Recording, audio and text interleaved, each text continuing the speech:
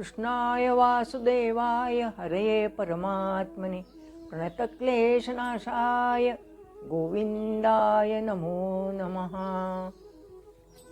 भगवान श्रीकृष्णांना वंदन करून आणि गीतेच्या चरणी नतमस्तक होऊन 10व्या अध्यायातल्या विभूती दर्शनातल्या ज्या काही विभूती आहेत ते सांगण्याचा प्रयत्न मी करत आहे आणि आता आपण शेवटच्या भागाकडे विभूती दर्शनामध्ये येत आहोत। तेव्हा काळामध्ये कोणता आहे? काळामध्ये कालक कलयतामहम असं म्हटलेलं आहे भगवंतानी 30व्या श्लोकात। गणना करणाऱ्यांमध्ये काळ ही माझी विभूती आहे। काळ हा स्थिर राहणार आहे। आधुनिक काळात ज्याला आपण स्पेस अँड टाईम म्हणतो, स्पेस म्हणजे अवकाश, आकाशाच्याही पलीकडे असतं ते अवकाश, पोकळी एवढी मोठी आहे, आणि टाईम म्हणजे काळ असं आपल्याला म्हणावं लागेल। हा काळ तिन्ही काळांमध्ये अर्थातच काय असतो, चिरंतन स्वरूपात असतो। पण कालाय तस्मै नमः, काळ आला होता, पण वेळ आली तर काळ यावेळेला याचा अर्थ काही वेळेला म्हणजे मृत्यू असाही घेतला जातो। म्हणून सर्व घटना ज्या काही आहेत त्या काळामध्येच घडतात असं आपल्याला सांगता येईल। भूत भविष्य वर्तमान हे त्याचे भाग आपण केले असले तरी कालाचा प्रवाह अखंड चालत असतो। कालक कलयतामहम म्हटलेला आहे आणि काळाचा असणारा विचार करत असताना काल ही माझी विभूती आहे असंही म्हटलेलं आहे। असं सनातन आणि शाश्वत असणारा काळ हा परमेश्वराची विभूती मानलेली आहे। काळ कधी दिसत नाही। आपण कोणत्याही याला असं म्हणतो, कोणत्याही गोष्टीला काळ म्हणजे वेळ यावी लागते, किंवा कालाचा प्रवाह जो आहे तो असा कायम राहत असतो। कोणत्याही दुःखदायक प्रसंगाला आपण व्यवहारातही म्हणतो की काळासारखं दुसरं औषध नसतं। म्हणून काळ ही अखंड राहणारी, असं तुकडे आपण जरी व्यवहारात क्षण आहे, अगदी बारीक भाग म्हणू आपण, क्षण आहे, प्रहर आहे, महिना आहे, वर्ष आहे, हे जसे काळाचे भाग केले असले तरी सुद्धा कालप्रवाह अखंडच राहतो असं आपल्याला सांगता येईल। त्यानंतर वाईट गोष्टींमध्ये सुद्धा काय द्यूतम छलयताम अस्मी असं म्हटलेलं आहे भगवंताने, की छळणाऱ्यांमध्ये द्यूत ही माझी विभूती आहे। आपल्याला सगळ्यांना धर्मराजाचा इतिहास माहिती आहे, नलाचा सुद्धा माहिती आहे। एवढं सगळं द्यूत खेळल्यानंतर एकदा नाही दोनदा बोलवल्या धर्मराजा द्यूत खेळायला बसला आणि त्या दूतामध्ये लबाडीने शकुनी मामाने दुर्योधनाने सगळ्या चांडाळ चौकडीने फासे टाकल्यामुळे त्याचा पराजय झाला। म्हणून द्यूत हा वाईट आहे। आजच्या काळात जुगार हा सुद्धा वाईटच आहे। लॉटरी हा सुद्धा एक प्रकारचा जुगारच आहे असं म्हटलं जात। म्हणून वाईटातल्या वाईट, काही बरेच लोक विचारतात वाईटातल्या वाईटांमध्ये कशी आहे, पण त्या वाईटापासून परावृत्त व्हावं म्हणून भगवंतांनी सांगितलं की द्यूत हा चांगला नाही। सगळं काही पणाला लावलेलं आहे, बायको आहे, भाऊ आहे, राज्य आहे, सगळं काही गेलं आहे, पण अर्थातच अति काय म्हणावं लागेल, माणसाचे सद्गुण निसज्जनपणा काही वेळेला दुर्गुण ठरत असतात असं आपल्याला सांगावं लागेल। आणखीन एक ओंकार सुद्धा आहे। ओंकार ही माझी विभूती आहे। मागच्या भागात थोडं सांगायचं राहून गेलं। अ उ आणि म ह्या 3 मात्रांनी बनलेला ओंकार हे सुद्धा परब्रह्माचं प्रतीक मानलं जातं। ओंकारातून सर्व विश्व निर्माण होतं। अ उ आणि म अशी 3 अक्षर आहेत। ओंकाराचं ध्यान केल्यावर सुद्धा आपल्याला ध्यान मेडिटेशन केल्यानंतर फार मोठा प्रभाव व्यक्तीच्या शरीरावर आणि मनावर होत असतो। नंतर जलांमध्ये असणाऱ्या विभूती सांगितलेल्या आहेत। सरसाम अस्मी सागरा आणि स्तौतसाम अस्मी जान्हवी म्हटलेलं आहे। जलाशयांमध्ये सागरी माझी विभूती आहे। आपला भारत हा द्वीपकल्प आहे असं म्हटलं जातं। तिन्ही बाजूनी समुद्राने वेढलेला आहे, वरती हिमालय पर्वत आहे, आणि हे सगळं सांगत असताना सगळा म्हणजे समुद्र हा कसा शांत आणि गंभीर असतो। समुद्र हा कधीही आपली मर्यादा ओलांडत नाही, तसं माणसाने समुद्रासारखं गंभीर आणि खोल चिंतन करण्यासारखं असलं पाहिजे। अनेक प्रकारचे 7 समुद्र प्रमुख मानले जातात। या समुद्राचं वैज्ञानिकदृष्ट्या आणि भौगोलिकदृष्ट्याही महत्त्व आहे। जलपर्यटन पूर्वीच्या काळी विमानांचा राईट बंधूंनी शोध पूर्वीच्या काळी परदेशात जात असताना जलपर्यटन करूनच समुद्रातूनच जावं लागत असे। आजच्या काळामध्ये आपल्याला माहिती आहे सगळ्यांना, समुद्रात अनेक क्षार आहेत, मासेमारीसाठी जातात, त्याच्यानंतर समुद्रामध्ये खोलवर गेल्यानंतर तेल सुद्धा सापडतं, हेही तितकंच खरं आहे। म्हणून जलाशयांमध्ये समुद्र ही माझी विभूती आहे। आता समुद्राचा अधिक अभ्यास भूगोलशास्त्रामध्ये केला जातो हा भाग आपल्याला माहिती आहे. त्यानंतर पुढला आहे स्त्रोतसाम अस्मी जान्हवी म्हटलं आहे. जान्हवी हे नाव हे अर्थातच गंगेचं आहे. म्हणून जे जे पाण्याचे आहे स्रोत आहेत त्यात माझी गंगा ही माझी विभूती आहे. गंगा पापम शशितापम हा श्लोक प्रसिद्ध आहे. गंगेच्या पाण्यात स्नान केल्यानंतर माणसाचं पाप हे नष्ट होत असतो. असा गंगेचा प्रवाह भागीरथी आहे, अलकनंदा आहे, जान्हवी अशी वेगवेगळी तिला नावं. मुख्य म्हणजे गंगोत्री जिथे उगम पावती आहे हिमालयात तिथे गेल्यानंतर तिचं पाणी हे अतिशय स्वच्छ आणि शुद्ध असतं.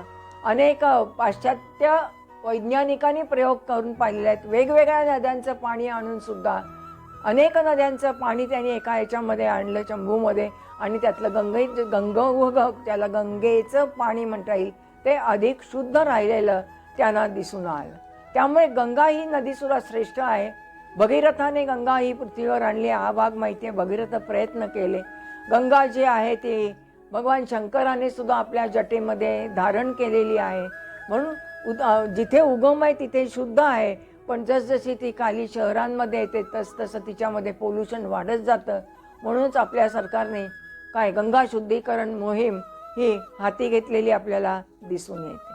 ह्या झाल्या जलाशयातल्या असणाऱ्या विभूती. त्यानंतर स्थावर विभूती काय आहेत? मेरू शिखरिणाम स्थावराणाम हिमालया. मेरू पर्वत शिखर पर्वतांच्या मध्ये मेरू पर्वत हे आहे. याला गोल्डन माउंटन असंही म्हटलं जातं. त्यामुळे मेरू ही माझी आहे. आपल्या योगशास्त्रामध्ये सुद्धा मेरू या शब्दाला महत्त्वाचं स्थान आहे. मेरुदंड म्हटलं जातं म्हणजे ज्याला स्पायनल कॉर्ड. या मेरुदंडामध्ये सुद्धा प्राणशक्ती असते आणि ती प्राणशक्ती जागृत षटचक्र भेदन करून मग ब्रह्मरंध्रापर्यंत पोचायचं असेल तर मेरुदंड चांगला असावा लागतो. ज्यांना काही पाठीचे विकार असतात तेव्हा त्यांच्यामध्ये काहीतरी दोष निर्माण झालेला असतो. म्हणून ध्यान करत असताना स्पायनल कॉर्ड ताठ ठेवून मग ध्यान करा असं म्हटलं जातं. कारण तिथे असणारा हा शक्तीचा प्रवाह असतो, प्राणाचा प्रवाह असतो. म्हणून मेरू याला सुद्धा महत्त्व आहे. सोने पर्वत आहे असं म्हटलं जातं. हा सगळ्यांना दिसतो असंही नाही, पण मेरूलाही आपल्या याच्यामध्ये पुराणांमध्ये याच्यात महत्त्वाचं स्थान आहे. स्थावराणाम हिमालया. सर्व स्थावर याच्यामध्ये हिमालय आहे. आता हिमालयावर बोलावं तेवढं थोडंच आहे. हिमालय म्हणजे एकच पर्वत नाही, अनेक पर्वतांच्या रांगा आपल्याला वरती हिमाचल प्रदेशात गेल्यानंतर दिसतात. जोशी मठाची स्थापना शंकराचार्यांनी केली. आपले अनेक तत्ववेत्ते संत हे सगळे हिमालयामध्ये जाऊन गेलेले आहेत. ज्यांना मनाला शांतता हवी आहे, समाधी लावून बसायचं आणि ब्रह्मतत्वाचं ज्ञान प्राप्त करून घ्यायचं आहे, त्याने हिमालयामध्ये जाऊन साधना करावी. स्वामी विवेकानंद सुद्धा हिमालयात गेले होते. म्हणून हिमालयाची यात्रा ही अर्थातच कठीण आहे असं आपल्याला म्हणावं लागेल. बर्फवृष्टी असते. बर्फवृष्टी कमी झाल्यानंतर मगच आपल्याला असं म्हणावं लागेल की तिथे जाता येतं. आणि हिमालय हा सगळ्यामध्ये त्याच्यामध्ये अनेक प्रकारची शिखरं आहेत आणि सगळ्यात तरुण आहे हिमालय. आता तो हळूहळू पुढे सरकतो आहे असं वैज्ञानिक आपल्याला सांगताना दिसतात. म्हणून हिमालयातलं शिखरं पादाक्रांत करण्यासाठी आजच्या आधुनिक काळामध्ये ट्रेकिंगला जायची पद्धत आहे. पूर्वीच्या काळी वृद्ध लोकच जात असत, पण आता तसं राहिलेलं नाही. आता तरुणसुद्धा हिमालयामध्ये जातात. या हिमालयातलं असणारं वातावरण आल्हाददायक, तिथे असणारं वनश्री, कितीतरी जडीबुटीची औषधं, आयुर्वेदिक औषधांच्या वनस्पती हिमालयात दिसून येतात. म्हणून या सगळ्यांच्यामुळे सह्याद्रीपेक्षा विंध्य पर्वतापेक्षा सुद्धा प्रभू श्रीकृष्णांना हिमालय अधिक आवडला असा म्हणून ती विभूती त्यांनी मानली. अश्वत्थ सर्व वृक्षाणाम. सर्व वृक्षांच्या मध्ये आपल्याला असं म्हणावं लागेल की अश्वत्थ याचा अर्थ पिंपळ. आपल्याकडे पिंपळाचा वृक्ष हा अर्थातच आदर्श मानला जातो. अनेक आयुर्वेदिक उपायही त्याच्या साहाय्याने होत असतात. हा चिरंतन वृक्ष आहे. सहसा पिंपळाचा वृक्ष हा तोडत नाही. पिंपळाला अर्थातच तिथे पिंपळाच्या झाडाखाली विष्णूचं वास्तव्य असतं असं मानलं जातं. आपल्याला माहिती आहे भगवान बुद्धांना सुद्धा अंतिम तत्वाचा जो साक्षात्कार झाला, जो निर्वाण 4 आर्य सत्य मांडल्यानंतर जो साक्षात्कार झाला तो या पिंपळ वृक्षाखालीच म्हणावा लागेल. म्हणून पिंपळाचा वृक्ष हा माझी विभूती आहे असं भगवंत मानतात. जन्ममृत्यूच्या विभूतीही सांगितल्या आहेत. उद्भवश्च भविष्यता म्हटलेलं आहे. मी उद्भव आहे, प्राणी मात्राचा असणारा उगम जो आहे आणि म्हणून त्याच्यामध्ये सुद्धा सगळ्यांचं बीज मी आहे हेही सांगितलं आहे. प्रत्येक प्राणी मात्रात, मनुष्य प्राणी असो मानवेतर प्राणी असो, बीज हा परमेश्वराचा अंश मानलेला आहे. मृत्यू सर्व हरश्चाहम म्हटलेलं आहे. सर्व हरण करणारा कोणता असेल तर तो मृत्यू आहे. माणसाला सर्वसामान्यतः मृत्यूची भीती वाटत असते, पण मृत्यू म्हणजे एक प्रकारचं अवस्थांतर आहे. शरीर जीर्ण झाल्यावर शरीर सोडून जायचं आहे आणि दुसऱ्या शरीर धारण करायचं आहे असं आपल्याकडे म्हटलं जातं. आणि ते गोपाळकृष्ण गोखले होते ना मवाळ पक्षाचे, ते तर असं म्हणायचं शेवटच्या क्षणी त्यांचं असं वाक्य आहे, आता या जगातली मौज मी चाकली, आता पुढल्या जन्मातली मौज चाकण्यासाठी मी आता हा देह सोडून जात आहे. म्हणजे थोर लोकांना, मोठ्या लोकांना मृत्यूची कधीच भीती वाटत नाही. अर्थातच सर्वसामान्य माणसांना मात्र मृत्यूची अगदी इच्छा मरण हवं असं लोक म्हणत असतात. पण जेव्हा क्षण येतो मृत्यूचा तेव्हा माणसाला त्याची फार मोठी भीती वाटते, कारण हे सगळं आता आपण सोडून जाणार आहोत. त्याच्यातच असं म्हटलं आहे जन्ममृत्यूमध्ये, यमच संयमता संयम करणं, यम ही माझी विभूती आहे. यम ही मृत्यूची देवता मानली जाते. अगदी त्याचं चित्र काढलं जातं, काळा कविन्न पुरुष आहे असं म्हटलं जातं. जर सगळीच लोकसंख्या वाढत झाली तर यमालाही काही काम उरणार नाही, सगळीकडेच गर्दी होईल. म्हणून काही वेळेला आपल्याला असं म्हणावं लागतं, असाध्य रोग झालेला असताना सुद्धा मरण येणं हे चांगलं असतं. अगदी डॉक्टरी उपायसुद्धा थकलेले असतात. यमाची बहीण ती यमी, माहिती आपल्याला सगळ्या राखी पौर्णिमेला यमी यमाला काय करत असते, रक्षाबंधन किंवा राखी बांधत असते. असा हा यम जो आहे त्या यमाला सत्यवान सावित्रीपैकी सावित्रीने त्याला जिंकलेलं होतं आपल्या बुद्धी कौशल्याने. 4 वर मागून घेऊन सगळं राज्य परत मिळवतं, सत्यवानाचे प्राण मिळवले होते परत, सासू सासऱ्यांना दृष्टीने सांगितलं होतं. हे सगळं यमाने मान्य केलेलं होतं. मृत्यूवर जिंकणारे थोडेच लोक असतात. त्यापैकी सावरकरांचंही नाव आपण घेऊ की मार्सेलिस बंदरावर जात असताना मागे मी सांगितलं होतं की अनेक वेळा भिंत कशी चढायची आहे. बोटीतून खाली उडी मारल्यानंतर आपण कल्पनाच केलेली सागराचं खारं पाणी कसं झोंबलं असेल जखम झाल्यावर, पण मृत्यूला जिंकलं म्हणून त्यांना मृत्युंजय सावरकर असं म्हटलं जातं. म्हणून बीजांचा विस्तारही माझ्याकडे आहे. प्राणी सांगितलेले आहेत, त्या प्राण्यांच्या मध्ये इंद्रियांच्या मध्ये मन मी सांगितलेलं आहे. मनाचा सर्व कंट्रोल हा इंद्रियांवर चाललेला असतो. म्हणून सर्व प्राण्यांना, केवळ माणसालाच मन असतं असं नाही, तर मानवेतर प्राण्यांना सुद्धा मन असतं. गाईच्या किंवा म्हशीच्या ह्याच्यावरून हात फिरवलं तर त्यांना बरं वाटतं. कुत्र्याला आहे, गाईला आहे, सगळ्यांना मन आहे. म्हणून मानवेतर प्राण्यांना सुद्धा मन आहे असं म्हटलेलं आहे. आणि या सगळ्याचा विस्तार करत असताना पुन्हा भगवंत सांगतात, आणखीन काही गोष्टी सांगितलेल्या आहेत. मासानाम मार्गशीर्ष हो ऋतूनाम कुसुमा करा. मार्गशीर्ष महिन्यात ही माझी चैत्रापासून फाल्गुनपर्यंत मार्गशीर्ष ही माझी विभूती आहे असं आपल्याला सांगता येईल. मार्गशीर्षामध्ये आपल्याला असं म्हणावं लागेल अन्न उत्पन्न होत असतं. सर्वात उत्तम महिना आहे असं म्हटलं जातं. पूर्वीच्या काळी मार्गशीर्षामध्येच कालगणना होत असे. वातावरणही आल्हाददायक असतं, पिकं आलेली असतात. त्यामुळे मार्गशीर्ष महिना हा उत्तम महिना. भारतीय युद्ध झालं ते मार्गशीर्ष महिन्यातच असं आपल्याला म्हणावं लागेल. म्हणून मार्गशीर्ष श्रेष्ठ आहे. ऋतूनाम कुसुमा करा. 6 ऋतूंपैकी, अर्थात 6 ऋतू सुद्धा आमच्या विद्यार्थ्यांना माहिती नसतात. 6 ऋतू नुसतं उन्हाळा पावसाळा हिवाळा सांगतात, पण 6 ऋतू आहेत. ग्रीष्म वर्षा शरद हेमंत शिशिर, हे 6 ऋतू जे सांगितलेले आहेत ते त्या 6 ऋतूंच्या मध्ये कोणता महिना मानलेला आहे? वसंत ऋतू ही माझी विभूती आहे. चैत्र वैशाख वसंत ऋतू हे लहानपणी पाठ केलेलं असतं. त्या वसंतातलं सगळं वातावरण अत्यंत आनंददायी असतं. पालवी फुटते झाडांना, कोकिळा कुहू कुहू वाहत असतात. कालिदासाने तर आपल्या साहित्यात वसंताचं खूपच छान वर्णन केलेलं होतं असं आपल्याला सांगता येईल. तेव्हा मार्गशीर्ष आणि वसंत, वसंताचा मित्र म्हणजेच मदन, आणि त्यामुळे वसंतोत्सव साजरा केला जातो वसंत महिन्यामध्ये असं आपल्याला सांगता येईल. अशा सगळ्या वेगवेगळ्या विभूती आपल्याला याच्यामध्ये दिसून येतात. आणि आणखीन एक महत्त्वाचं सांगितलं तर स्त्री जातींमध्ये असणारी सुद्धा विभूती कोणती आहे? ती विभूती अर्थातच परमेश्वराने इथे सांगितली आहे. आणि त्या 7 विभूती सांगितलेल्या आपल्याला दिसून येतात. कीर्ती श्री वाक्च नारीणाम स्मृतिर्मेधा धृती क्षमा. सप्तशक्ती आहेत प्रत्येक स्त्रीजवळ. त्याच पण कीर्तिश्री हा दक्ष प्रजापतीच्या कन्या आहे. बघा, स्त्रीजवळ कोणते सप्तगुण असले पाहिजेत? कीर्ती, चांगली कीर्ती असली पाहिजे. प्रत्येक बाईबद्दल बोलताना कोणी वाईट बाई म्हणून सांगता कामा नये. कारण अपकीर्ती झाल्यावर आपण दुसऱ्या अध्यायात पाहिलं, मरणापेक्षा अपकीर्ती, बदनामी ही अत्यंत वाईट असते.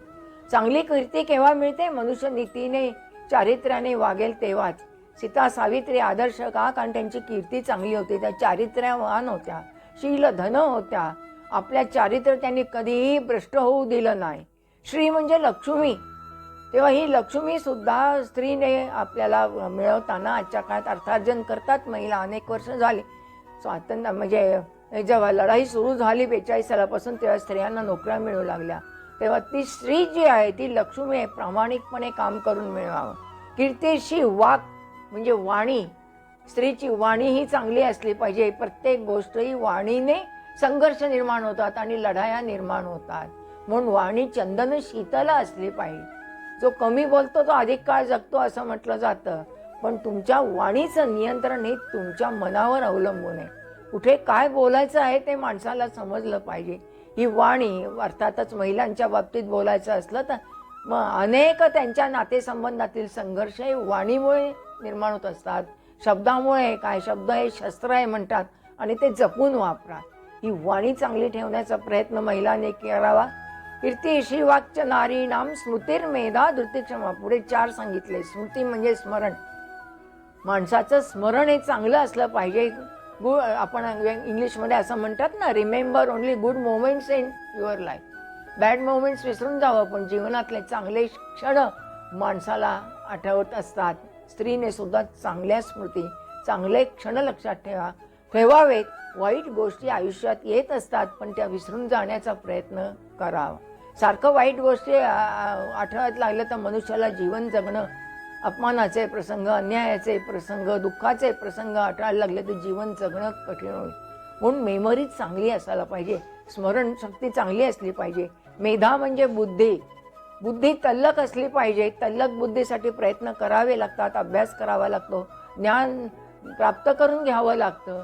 मेधावी म्हटलेलं आहे. मेधा नाव असतं, पण बुद्धी चांगली असणं त्याला मेधा असं म्हटलं जातं. नुसतं बुद्धी वेगळी आणि मेधा वेगळी. हे मेधा चांगली असेल ना, म्हणून बुद्धिदे रघुनायका म्हटलंय आपल्या समर्थ. चांगली बुद्धी शेवटच्या क्षणी अंते मतिस्सा गती म्हटलेलं आहे. शेवटी कशी बुद्धी तुम्हाला प्राप्त होते त्यावर तुमचा असणारा पुढला भाग. अनेक कथा मी या विवेचनाच्या ओघात सांगितलेल्या आहेत. ते बुद्धी फिरता कामा नये. माणसाला लहानपणी काही समजत नाही काय शिवीन काय चांगलं, पण हळूहळू सत्सद्विवेक बुद्धीचा विकास होत असतो. म्हणून मेधावी पाहिजे मनुष्य, बुद्धिमान. बाईने, केवळ बाईच असं नाही, पुरुष सुद्धा बुद्धिमान पाहिजे. आणि धृती क्षमा आणि धैर्य. स्त्रीजवळ फार मोठं करेज असतं, धैर्य असतं. अनेक संकटांमध्ये आपल्या अनेक इतिहासात अशा स्त्रिया होऊन गेलेल्या आहेत की दशरथाच्या युद्धामध्ये अर्थातच कैकईने सांभाळलं होतं, तिला युद्धशास्त्राचं ज्ञानही होतं. म्हणून धैर्यवान असायला पाहिजे. झाशीची राणी लक्ष्मीबाई आपला आदर्श आहे, कारण ती घाबरली नाही. मेरी झाशी नाही दूंगी. नुसतं हे वाक्य लक्षात ठेवू नये, तर धैर्यवान असलं पाहिजे. संकट काळामध्ये बायका कधीच खचत नाहीत, खाली कोसळत नाहीत, तर त्या आधार देत असतात. अशा धैर्यवान महिलांच्या गोष्टी सांगायच्या तर खूप आहेत. म्हणून धैर्यशील असलं पाहिजे आणि क्षमा असली पाहिजे. स्त्रीजवळचा सप्तगुणच आहे, जी शक्ती आहे ती क्षमा. क्षमेसारखं भूषण नाही. क्षमा वीरस्य भूषणम म्हणतात. क्षमा हे वीराचं भूषण आहे. द्रौपदी ही श्रेष्ठ का मानली जाते? केवळ अनेक आघात सहन केले म्हणून नाही, तर तिच्या 5 पुत्रांना अश्वत्थामाने मारल्यानंतर अर्जुन म्हणून येतो आणि पुढे मी अर्थातच अश्वत्थामाला मारतोय, तेव्हा तिने पुढे येऊन सांगितलं होतं, नको. मुलांचं दुःख काय असतं, मुलं गेल्यानंतर ते मला माहिती आहे. मीही एक आई आहे आणि तीही एक आई आहे, कृपेची आहे, द्रोणाचार्यांची पत्नी. तेव्हा तिला ते दुःख होईल. मी क्षमा कर. क्षमा हे केवढं तरी अर्थातच शस्त्र आहे असं म्हणावं लागेल. त्याचा जपून वापर करायला लागतो. आणि जर हा केला नाही तर मात्र माणसाचं असणारं काही काय म्हणावं लागेल, लोक हा अत्यंत क्रूर आहे असं म्हटलं जात. संपूर्ण आपल्याला ख्राईस्टच्या चरित्रात सुद्धा दिसून येतं. खेळ ठोकण्याचं काम, क्रुसिफिकेशन ज्याला म्हणतात, ते खूप वेळ चाललं होतं दिवसभर.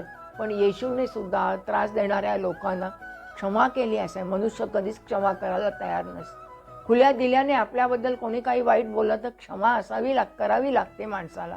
कोणीही काही वाईट बोलण्याची प्रवृत्ती माणसाची आहे, माणसाचं तोंड काही धरता येत नाही, पण त्याला खुल्या दिल्याने क्षमा करण्याचा मनाचा मोठेपणा असावा लागतो.